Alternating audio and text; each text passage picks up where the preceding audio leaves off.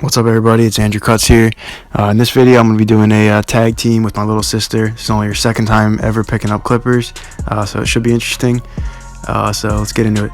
As you see here, I'm just removing the bulk. I got a number 4 guard on closed. Just going straight up, kind of using my comb to feed that hair into the clipper and trying to blend it into the top as much as possible. Kind of angling my clipper outward. Just so I'm making sure I'm not digging in, creating any harsh lines for myself.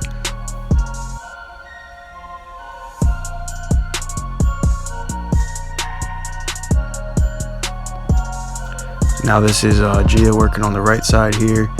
She's pretty much just doing the same thing. I just instructed her to go straight up, use her comb kind of as a stopper to make sure that she doesn't take too much off. So that's just what she's doing here. And like I said, this is only her second time ever picking up clippers. She cut my hair one time a few months back, and it actually turned out pretty good. So she's pretty artistic, so I thought she'd do all right with this. This is her boyfriend, so he doesn't really care that she's helping out. So now that we got all that bulk removed, we're gonna go ahead and set in our ball guideline. And I'm keeping my guideline really low here, and I'm doing that for a couple reasons. His head is really difficult to fade. He has a lot of divots in his head. He's got a lot of dark areas, so it's a really challenging head to fade. So I'm keeping it low so that I can really stretch out my guidelines, give myself a lot of room to fade. And if Gia or I go too high at any point, we can always bring the fade up since we're starting low. So you always want to remember, if you keep your initial guideline low, you can always bring it up, go higher with the fade. But if you start that guideline too high, you're kind of stuck. There's no going back down. So now Gia's just doing the same thing here. She's setting that initial guideline in, and now she's just removing all the hair below that guideline that she just made.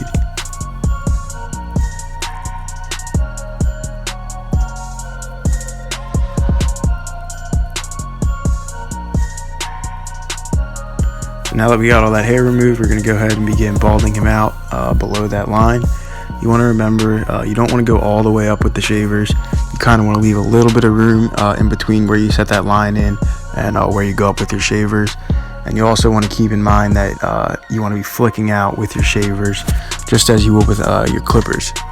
And the reason you want to flick out and not go too high is if you don't, you'll end up setting in like a pretty harsh guideline, and it's just going to take a lot of work to erase that bottom line. Just a super important step, and it's a step that a lot of people tend to struggle with when they're first beginning to fade. So now that he's all balded out below that point, we're going to begin fading upward. We have our number 1 guard closed on, and we're just going up about an inch and a half, beginning that fade process. And now Gia is doing the same thing on this side, going up an inch and a half, using her comb as a stopper just to make sure she doesn't go up too high.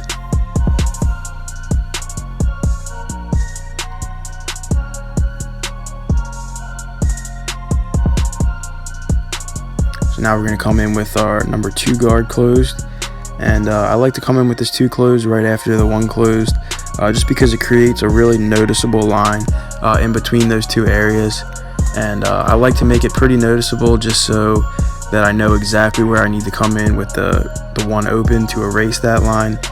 And it'll especially be useful for Gia, just because when you're starting out fading, it's kind of hard to see where you need to come in with your different guards. So when you make those lines kind of noticeable, it kind of just helps with the fading process. And there's my little brother in the background acting like an idiot. But here we go. You see that line there, and we're just coming in with our 1 open and just erasing that line. And as you can see, it's coming right out nice and easy.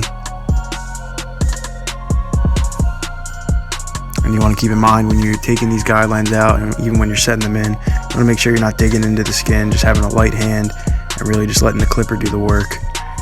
So now Gia's doing the same thing over here. I pointed out to her that she needs to start below the line and flick to it. She was kind of starting at the line and then flicking upward.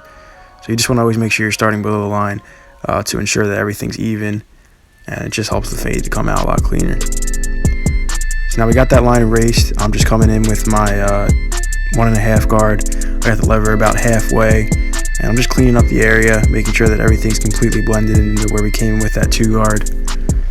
And I was just pointing out to Gia right there, where she needed to go in with that 1.5. She was having a hard time seeing the dark spots, which, I mean, it takes a little bit of time to get that eye for it. So I was just pointing that out there. Now we got our half guard on, or zero guard, and we're just kind of softening up that bottom line while also fading into where we came in with the one closed. So I start with the lever closed. I'm starting below the fade and flicking upward, and then I just open the guard up. The higher I go up into the fade. So Jay is doing the same thing on this side, just softening up that bottom line. You can see the fade starting to come together little by little, and she's doing a good job so far. This is not an easy client to fade. Probably not the best client to pick for only her second haircut, but she's doing pretty good so far. And here I just am telling her, to use her corners. When you're working on difficult hair like this, that is kind of blotchy with the different colors and everything, you just want to really use your corners to lighten up dark spots. You don't want to use the whole blade because you could end up taking too much off in different areas. Now here I'm just using my trimmers to soften up that bottom line. I like to do this step just because not all clippers get all the way down to the skin. They're not all zero gapped. So by coming in with that trimmer first, it just makes taking that bottom line out a little bit easier. So I'm starting with my lever closed here, flicking at that line, making sure I'm not going up too high. And then the higher I go up into the fade, the more I'm opening that guard up. And you want to remember when you're doing this, you want to angle your clipper the same way that you angled it when you set your first guideline in. So you really want to keep in mind the shape of that fade. And in a little bit, Gia is going to mess this part up. She's going to angle her clipper the wrong way and end up taking too much out of an area. So you'll see that in a sec. But here I'm just really using my corners to lighten out that back of his head area, because that's a really difficult part to fade on anybody's head, especially his. So Gia's doing the same thing here, tapping at that bottom line.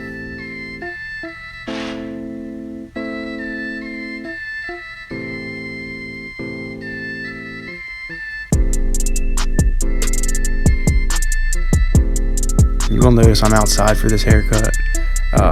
With the coronavirus, my parents really didn't want me cutting any hair inside the house, so that's why I'm out in my driveway. You can see my cat running around back there.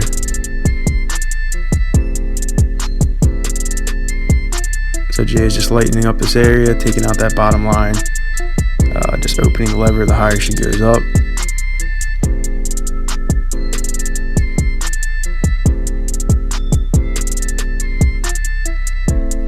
In a second, this is where she's going to kind of mess up a little bit. If you look at the right side of her clipper, she starts angling it upward instead of downward. So you can see she just took a good chunk out of that front part there, and that was because she didn't angle her clipper downward. She didn't angle it the same way that she angled it when she set the ball guideline in. So that's why she ended up taking a good chunk out there. So now this is just, we're trying to save the fade without going up too high. So I'm just telling her to really use her corners rather than using the full blade. Really use the guard, so that's why she put her zero guard back on, because we're just trying to blend out this area as much as possible without completely ruining the fade or bringing it up too high. Trying to keep it as consistent as possible on both sides. So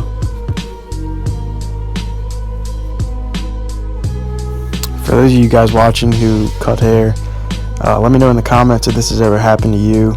I know starting out, this happened to me a couple times. You end up going too high, and then you kind of have to improvise to kind of fix things. So, what would you do in this situation? How would you fix this fade? So she still got her zero guard on here, and now we switched over to the one guard, and just trying to work out this area as much as possible. Remembering to have a really light hand, letting the clippers and the guards do the work.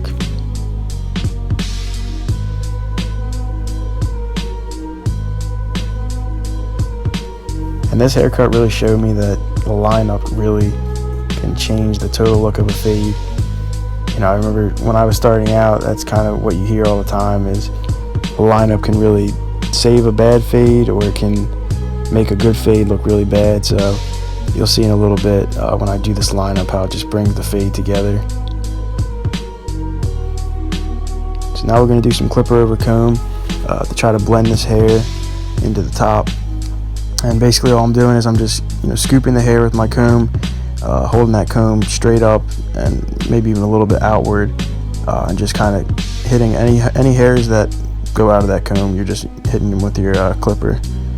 And I use the clipper with no guard, lever open, just hitting anything that sticks out of this comb. And I love doing clipper over comb because you can really work on getting the right shape of the head. Shape is so important when you're doing any haircut. So clipper over comb really lets you really design that shape the way you want it to be.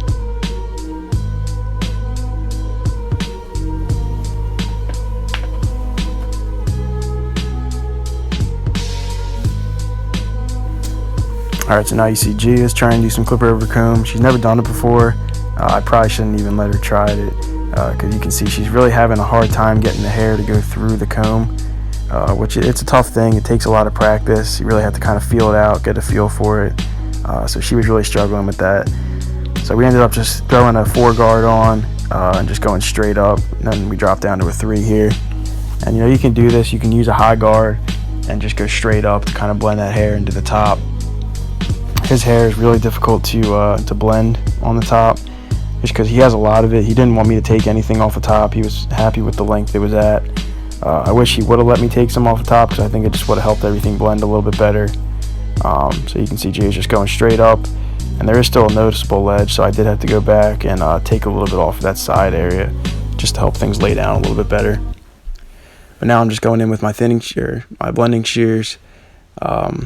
I love using these because you can really be pretty loose with them, and just watch the blend come together before your eyes. And you want to remember, blending shears, they don't take off every hair, they cut every other hair, so they're really useful when fading or blending hair into the top. And for somebody who's never used these before, Gia's doing a pretty good job of holding that comb and holding those scissors. Scissor work is usually kind of the hardest thing for new barbers to learn, so you're doing a good job. Pretty impressive.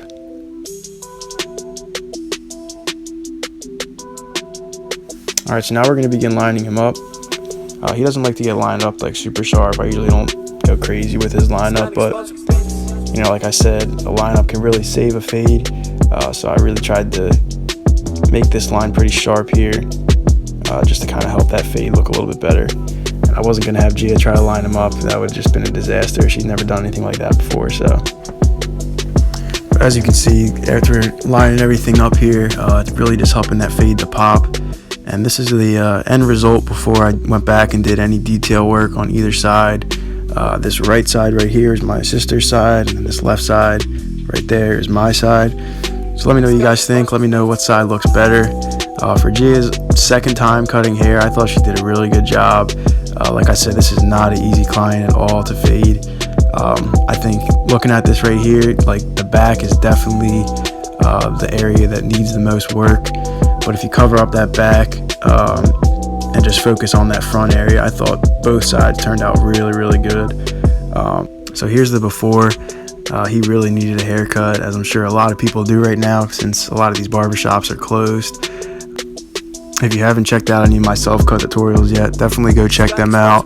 I know a lot of people are resorting to cutting their own hair just because they can't really get in with a barber right now. But anyway, back to this haircut. I thought it turned out really good. I'm a firm believer in that anybody can fade. It's not rocket science. I know it might look complicated sometimes, but there's really not too much to it. I think if you follow along with videos, you practice, you're willing to mess up a couple times, I think anyone can really learn to do this. But anyway, guys, if you like this video, please leave it a like. If you haven't checked out the other videos on my channel, go ahead and check those out. I got a lot of tutorials on there, especially for self-cuts, self-cutting tips. If you're not subscribed, go ahead and hit that subscribe button. I'm going to be doing a giveaway once I hit 5,000 subscribers on YouTube. And also be sure to follow me on Instagram at Andrew Cuts, as I'm going to be also doing a giveaway on there once I hit 1,000 followers. So thank you guys so much for watching, and I'll catch you guys in the next one.